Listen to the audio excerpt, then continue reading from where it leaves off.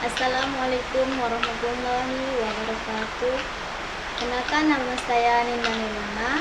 Saya di sini akan melakukan tindakan pada sendi siku atau elbow, yaitu adanya dengan diagnosa dislokasi elbow akut.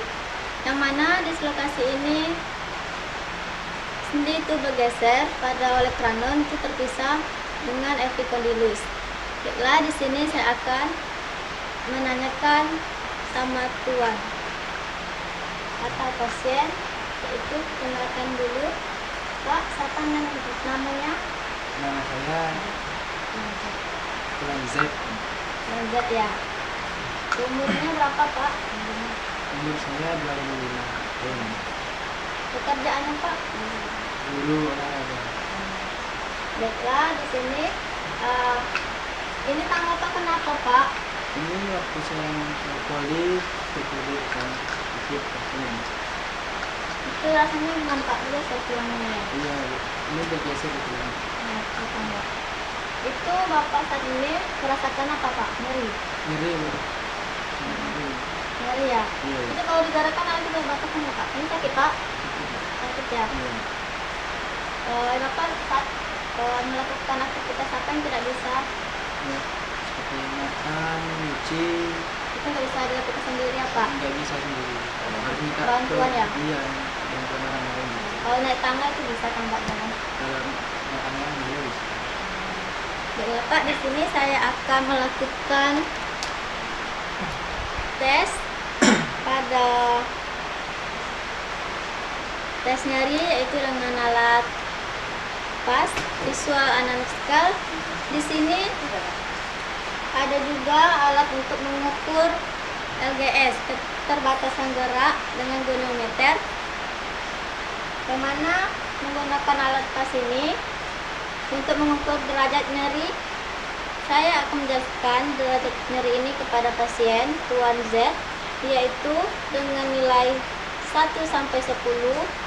1 itu nyeri sedikit, dan 5 itu nyeri ringan, dan 10 itu nyeri berat. Maka di sini saya akan melakukan nyeri, bertanya pada bapaknya ya. Pada saat digerakkan ini, itu nyerinya berapa, Pak? 7. 7 ya. Saat diam, Pak? Diam nyeri 5 ya. Saya tekan, Pak ya. Sakit, Pak? Berapa nilainya, Pak? 8. 8. Baiklah, di sini kita sudah mendapatkan nilai derajat nyerinya. Dengan nilai derajat nyeri diam itu ada 5, gerak 7, tekan dan adalah 8. Baiklah, di sini saya akan melakukan pengukuran pada keterbatasan geraknya dengan goniometer. Lah, di sini kita akan melakukan pengukuran di posisikan di epicondylus lateral primer pada gerakan fleksi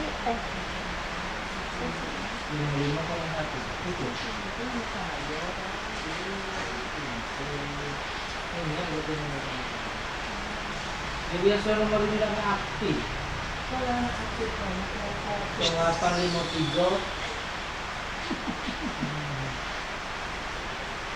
yaitu adanya keterbatasan normalnya itu 0, dan di sini kita mendapatkan nilai 10 karena di sini pada ini bertambahnya geseran, yaitu dengan dislokasi, yaitu ke bawah, ke posterior.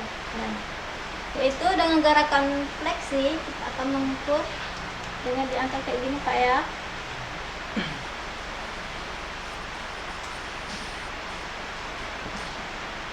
Lagi, Pak.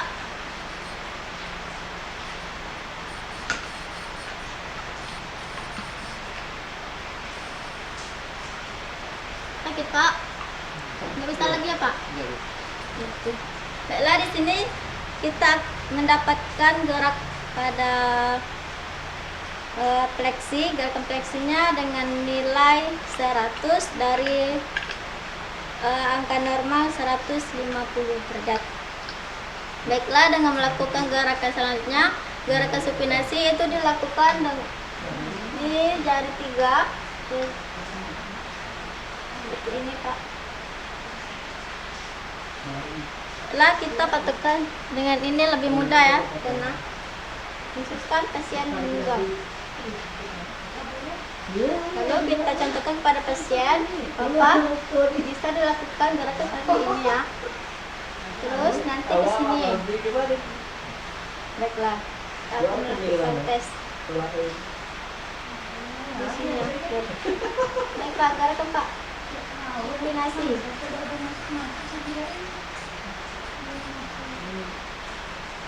Itu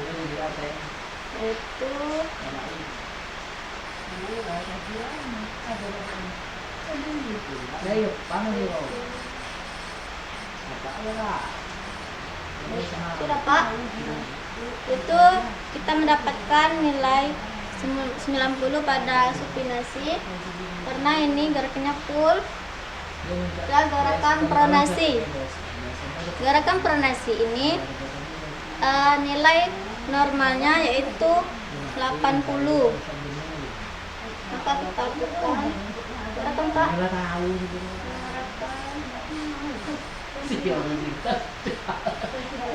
Baiklah, di sini kita mendapatkan keterbatasan gerak pada tuan Z dengan gerakan pronasi nilainya 45 derajat.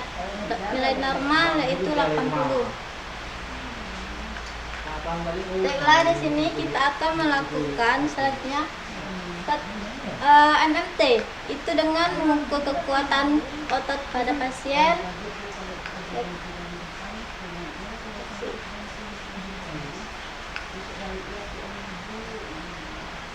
Berapa Pak? Ya.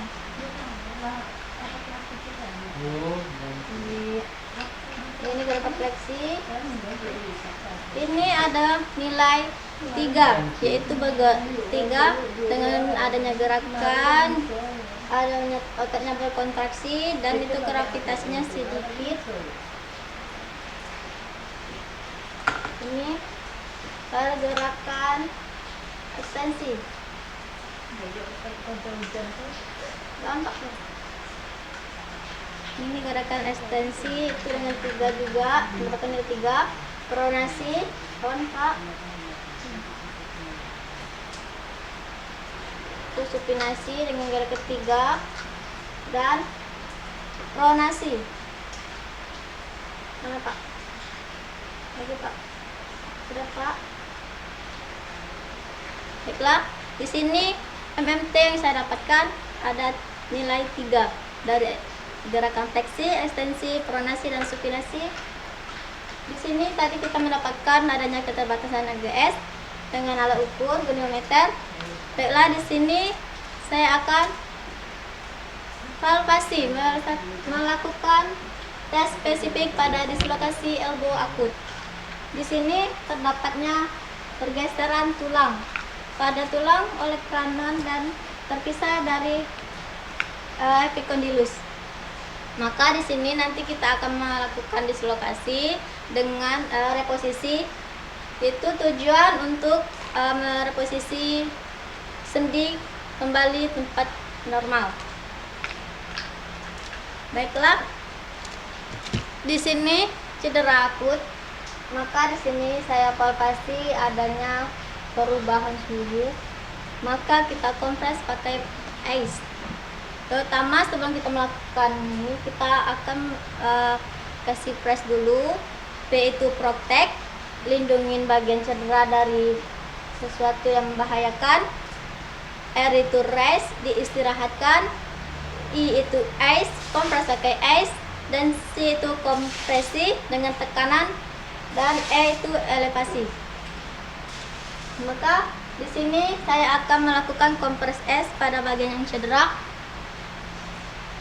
Kompres S ini manfaatnya untuk menghilangkan rasa nyeri pada bagian inflamasi. Ini Nampak ya?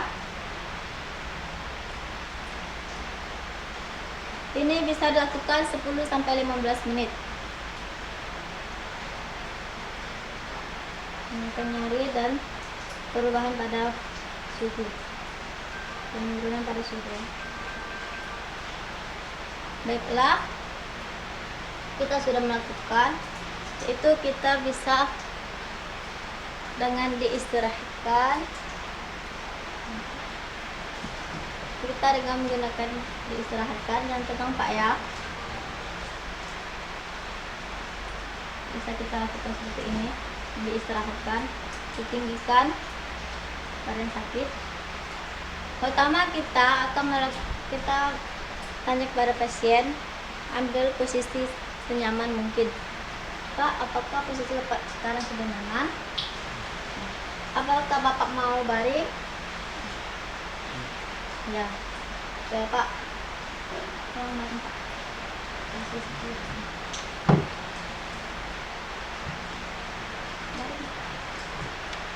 Maka kita maju. Nah, di sini kita akan melakukan reposisi pada intinya.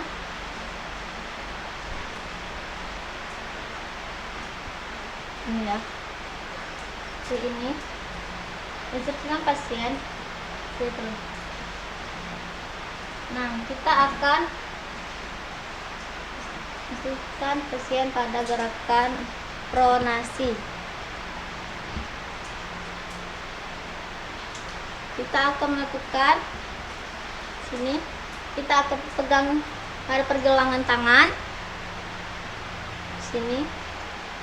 Nah, ini kita minta bantuan, bisa minta bantuan sama asisten fisioterapi.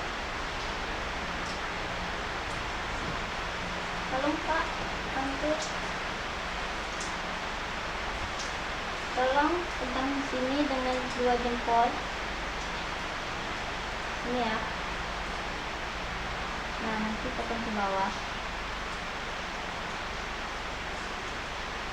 Lalu saya di sini.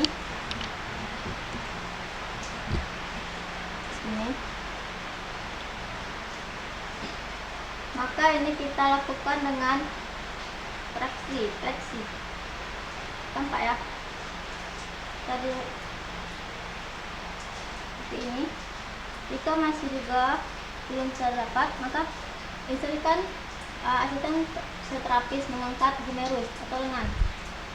Nah, kita akan melakukan fleksi sedikit pada tangan. Nah, kita saat melakukan ini, maka adanya bunyi krek, itu yang jelas. Maka ini sudah terposisi. Sakit Pak? Tahan Pak ya, sedikit lagi. Seperti ini, contohnya, terus tekan ke bawah, terus kontraksi. Nah, seperti ini. Maka itu akan menimbulkan suara yang krek. Baiklah, terima kasih ya Pak sudah membantu. Baiklah, selanjutnya kita melakukan pegang pergelangan tangan ini yang didislokasikan, lalu membuka proses koroneal diposa oleh kranon. Nah, lalu ke posterior. Sini nanti kita pegang di sini ya. Nah, saya akan menjelaskan terlebih dahulu. Posisikan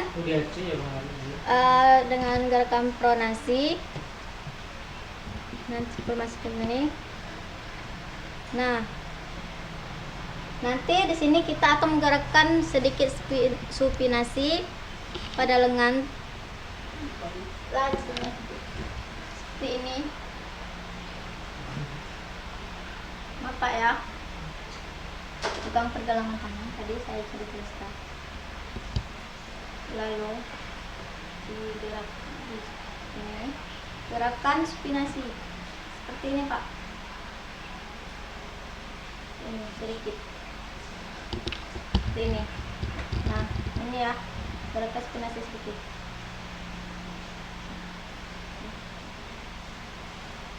Baiklah, di sini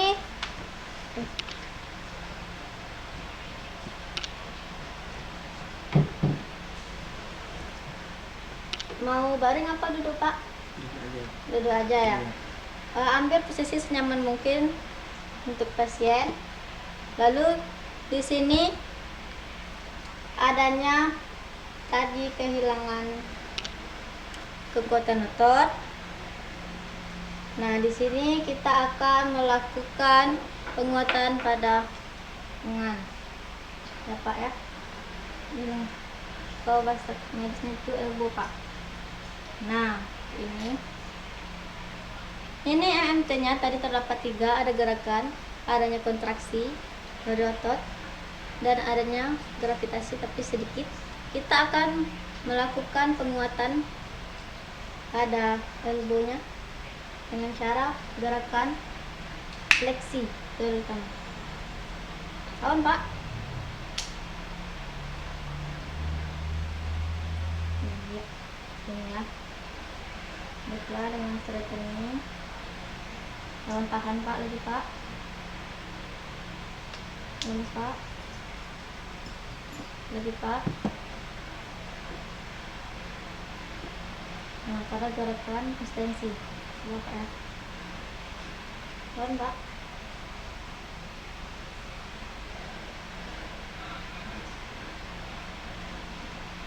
Lagi, Pak.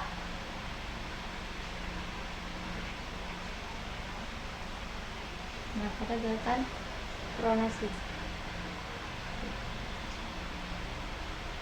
Keluar. Gerakan spinasi ya. Sudah. Gerakan pronasi.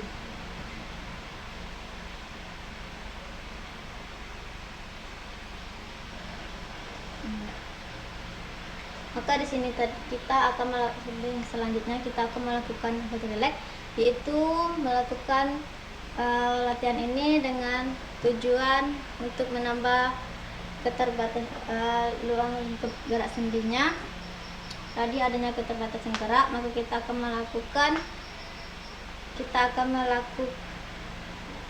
melakukan hot relax ya pada gerakan fleksi.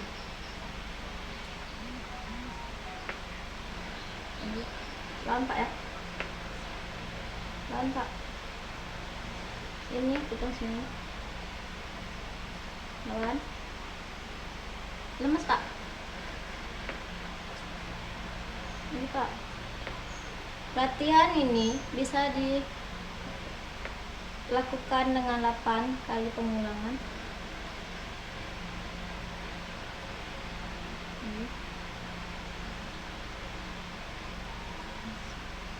Adalah gerakan ekstensi ke bawah.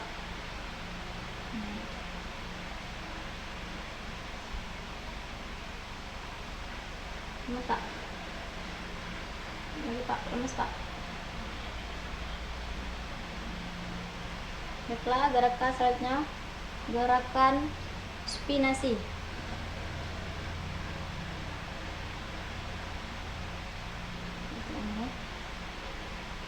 Ini pada spinasi ini normal ya, tadi kalau maka tegangannya pada gerakan pronasi kita akan melakukan latihan tersebut.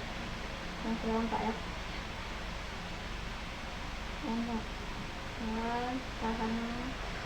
Terus fisioterapis mengulur otot. Lagi, Pak. Mantap. Mantap. Baiklah, di sini kita sudah melakukan latihan kekuatan otot RGS dan juga melakukan press dan kompres S dan diistirahatkan seperti tadi saya lakukan.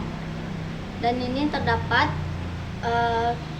gangguan ADL-nya, aktivitas fungsional daily dengan sehari-hari. yaitu pasien mengalami keluhan tidak bisa melakukan makan sendiri, mencuci, menyapu, dan adanya keterbatasan LGS pada gerakan fleksi, ekstensi, dan pronasi. Baiklah, di sini tadi sudah kita direvisi juga. Gimana Pak rasanya Pak? Agak membingungkan. Ini gara-gara Bapak jatuh kemarin Pak. Iya. Bapak jatuhnya seperti ini ya. Nah, pada cedera dislokasi elbow ini, pasien mengalami terjatuh pada gerakan fleksi seperti ini tangannya. Maka rekanannya ini ke belakang, ke posterior, itu bergeser. Maka diagnosa dengan di situ dislokasi elbow akut. Karena di sini tadi adanya inflamasi. Mungkin hanya ini yang dapat saya sampaikan dan saya lakukan tentang dislokasi elbow akut, dan saya akhiri. Wassalamualaikum warahmatullahi wabarakatuh. Waalaikumsalam.